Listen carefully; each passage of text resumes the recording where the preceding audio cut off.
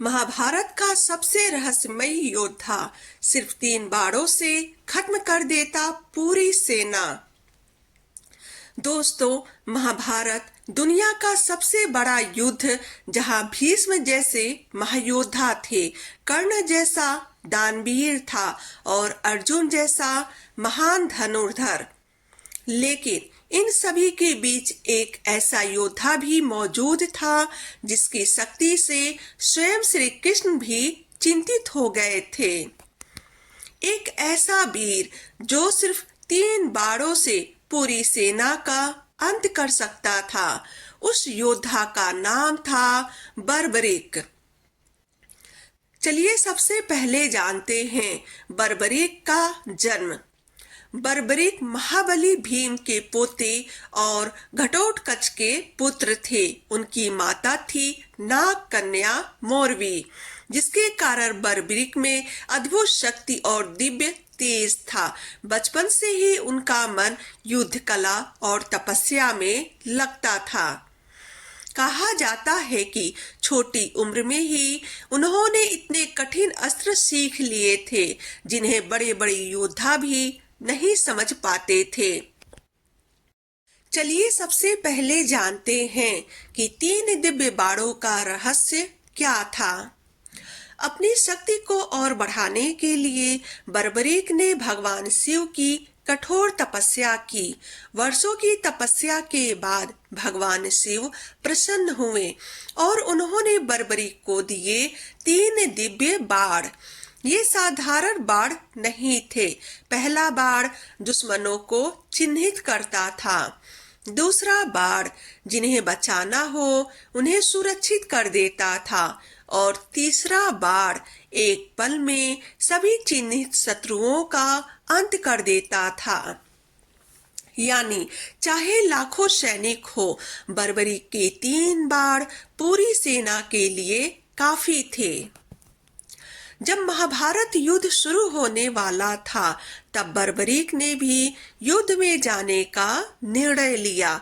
लेकिन युद्ध पर जाने से पहले उन्होंने अपनी मां को एक वचन दिया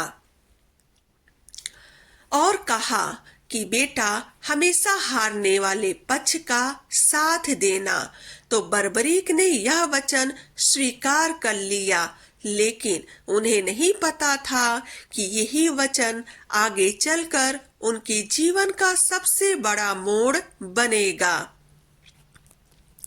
श्री कृष्ण जानते थे कि अगर बर्बरीक युद्ध में उतर गए तो महाभारत का परिणाम बदल सकता है, क्योंकि बर्बरीक हमेशा हारने वाले पक्ष का साथ देते और जैसे ही कोई पक्ष कमजोर होता, वे तुरंत उसी ओर चले जाते। इस तरह तो युद्ध कभी भी खत्म ही नहीं होता और पूरा संसार विनाश में डूब सकता था।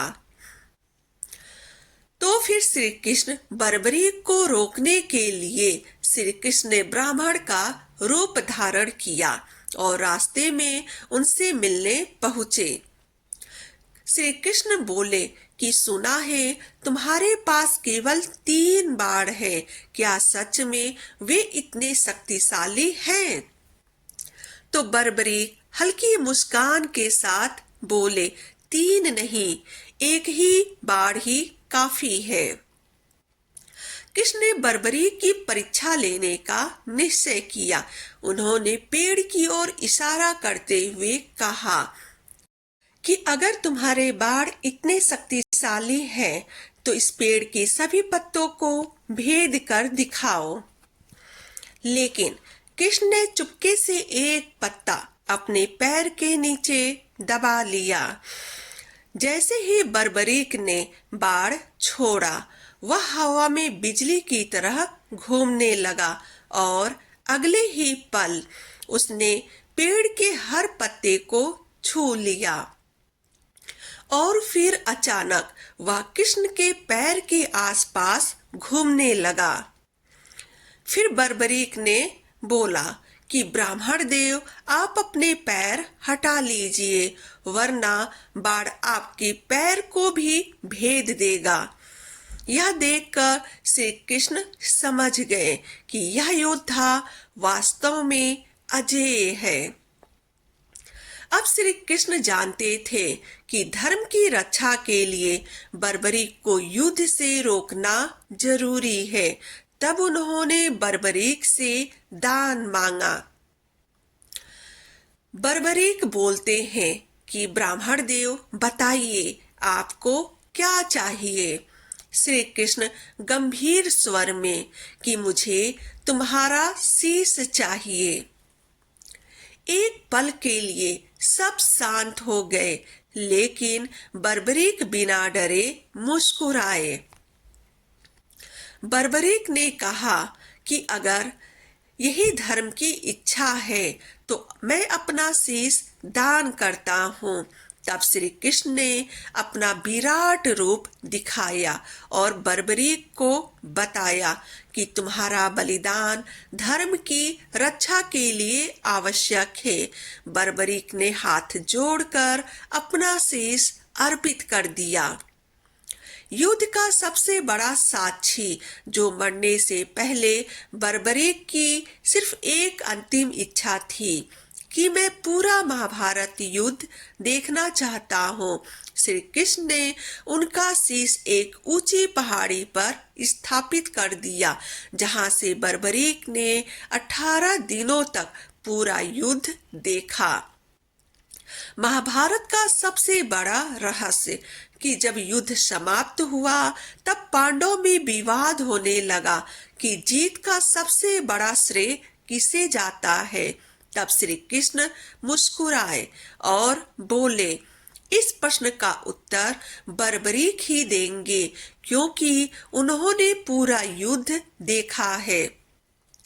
तब बर्बरीक ने कहा कि मैंने युद्ध भूमि में केवल श्री कृष्ण का सुदर्शन चक्र ही चलते देखा, बाकी सभी योद्धा तो केवल माध्यम थे। खाटू श्याम बनने की कथा। कहा जाता है कि कलयुग में बर्बरीक को ही खाटू श्याम के रूप में पूजा जाता है। जो सच्चे मन से श्याम बाबा को पुकारता है वे उसकी हर मनोकामना को पूरी करते हैं। दोस्तों, बर्बरीक की कहानी सिर्फ शक्ति की नहीं बल्कि त्याग, भक्ति और धर्म के लिए बलिदान की कहानी है। एक ऐसा योद्धा जो चाहता तो पूरी दुनिया जीत सकता था, लेकिन उसने धर्म के लिए अपना सिर तक दान कर दिया। Thanks for watching.